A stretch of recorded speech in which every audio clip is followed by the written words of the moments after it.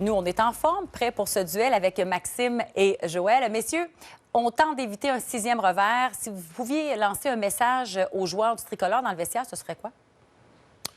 On continue et les petits détails vont faire la différence, évidemment. Et je pense que du côté du Canadien, on ne va pas prendre, évidemment, les Devils à la légère. En ce moment, on ne prend pas personne à la légère. Tout le monde amène peut-être son meilleur jeu un samedi soir à Montréal. C'est assez familier, ça, je pense, pour l'équipe du Canadien, d'un samedi soir à Montréal. Ça nous tente de jouer. Moi, je dirais aux gars de jouer. Les petits détails ici et là, mais continuer sur la lancée. Continuons de s'améliorer, continuons de s'amuser. Je pense qu'on le sait aussi à l'interne qu'on joue des bons matchs de hockey. Puis c'est pas toujours le pointage vraiment qui démontre la façon que tu t'es comporté sur la patinoire. Et puis le Canadien joue bien, s'améliore de match en match. Pour moi, c'est d'être intense, de continuer de tout donner 100 %. C'est l'effort. On mesure tout simplement l'effort. Exact. Et on met la table pour la saison prochaine dès maintenant. On va retrouver au Centre Bell Patrick et Félix. Messieurs, vous allez garder un œil sur Caden Boulay ce soir.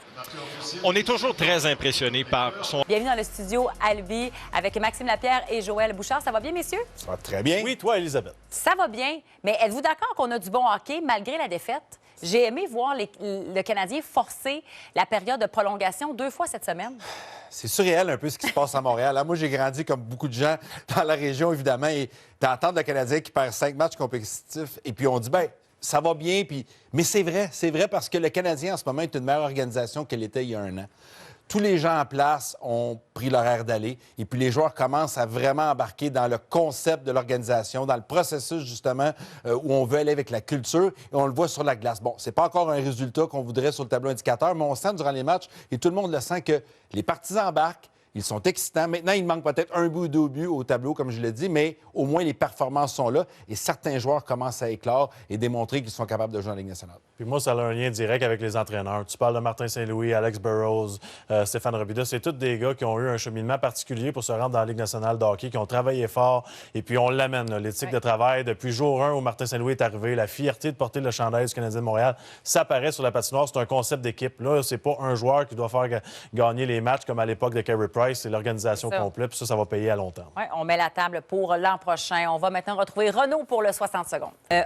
On va inclure Patrick Lalime à la discussion, messieurs, pour parler de ça, parce que vous avez réagi à ce chiffre-là.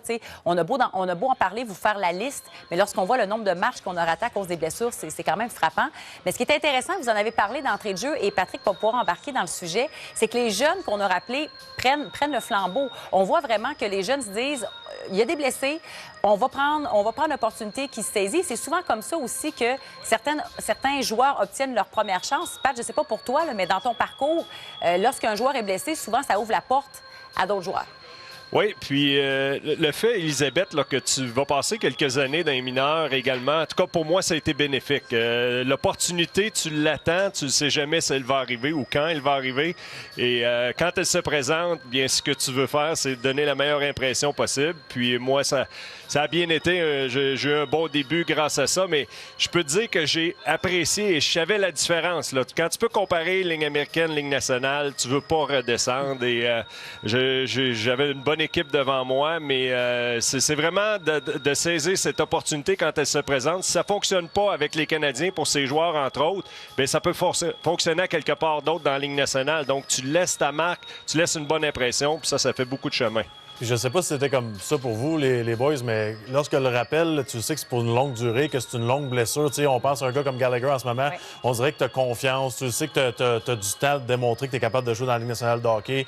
Le bâton est un peu moins serré, puis tes choix de jeu sont différents totalement sur la patinoire. Oui, puis la façon que tu rentres dans la Ligue nationale, il y a 3 façons. Tu es un joueur exceptionnel, tu es un Connor McDavid, tu vas rentrer par la grande porte. Tu crées une surprise au camp d'entraînement parce qu'il y a des postes disponibles. C'est probablement la deuxième option. Et la troisième, c'est là que moi aussi j'ai vécu, c'est une blessure à un défenseur et ils m'ont donné la chance. Et là, tu veux pas manquer ta chance parce que tu veux pas être celui qui retourne dans les mineurs. Ils en rappellent un autre et puis là, tu peux peut-être ronger ton frein pendant longtemps. Donc, c'est des opportunités en or. Et Patrick le dit, si c'est pas avec le Canadien, bien, c'est peut-être avec une autre organisation parce que c'est toujours bon d'être capable de prouver aux autres équipes, même si tu fais bien dans la Ligue américaine, que tu es capable de le faire dans la Ligue nationale. En tout cas, il y en a qui le font en ce moment avec le Canadien. Raphaël Harvey-Pinard qui est rendu à 12 points en 21 matchs joués. Mais il y a aussi Alex Belzile récemment, c'est 4 points en 3 matchs joués. D'ailleurs, on va aller l'écouter.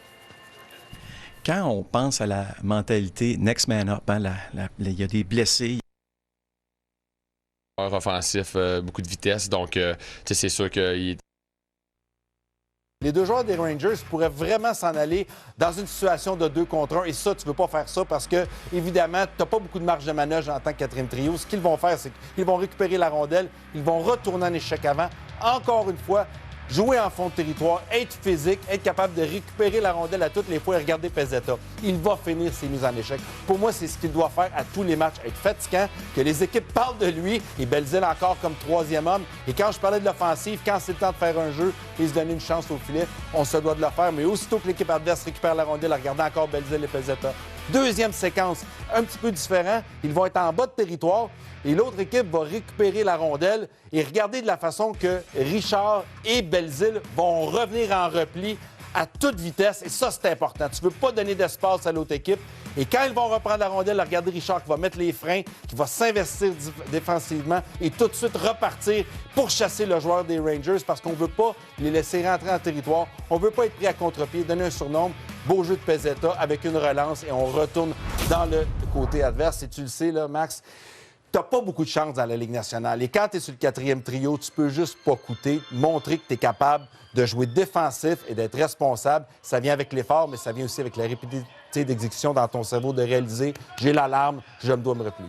Exactement. Puis t'as pas vraiment le choix non plus. Là, on sait que la marge d'erreur, mais je pense qu'une équipe devient une équipe gagnante le jour justement où les joueurs vedettes jouent de la même façon que les gars de 4e trio. Si tu as un talent indéniable, tu es capable de marquer des buts, puis en plus, tu te dis, bon, mais je vais travailler comme un gars comme Belzile, comme un gars comme Harvey Pinard, c'est là que tu commences à gagner des trophées.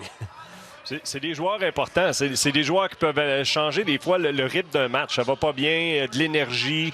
C'est des joueurs qui sont prévisibles sur la patinoire. Donc, des fois, c'est pour ça, moi, je pense qu'ils ont beaucoup de succès. C'est des joueurs qui se complètent bien, qui fonctionnent en ligne droite, comme tu l'as très bien expliqué, Joël. Mais c'est des joueurs qui ont un rôle important sur la patinoire pour donner un répit en quelque sorte aux vedettes. Puis, c'est des joueurs qui, dans le vestiaire, sont appréciés parce qu'ils font un travail qui n'est pas toujours évident. Oui, en tout cas, jusqu'à maintenant, récemment, le 4e trio fonctionne bien.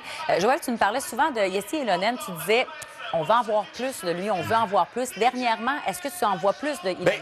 Il y a des belles opportunités. Et c'est un joueur complètement différent de Pezzetta, de Richard et de Belzile. C'est un joueur avec du talent, avec un excellent lancer. C'est un joueur qui est capable de trouver les espaces sur la glace. Mais de son côté, ça va passer à travers l'exécution, la rapidité d'exécution. Et j'aime cette séquence-là parce qu'il est capable de contrer défensivement. Il va le récupérer la rondelle et il doit être difficile à jouer contre. Et c'est ce qu'il a fait sur cette séquence que je voyais moi en début de saison.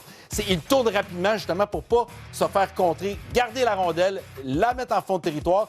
Et là où il est très bon, c'est d'être capable de trouver l'espace. C'est ce qu'on veut, l'espace libre pour lui. Pourquoi? Il a un excellent lancer. Maintenant, il ne lance pas sur réception sur celle-là, mais il va réaliser qu'Harvey Pinard, regardez dans le bas de l'écran, va battre complètement le défenseur des Rangers. La passe n'était pas directement sur la palette.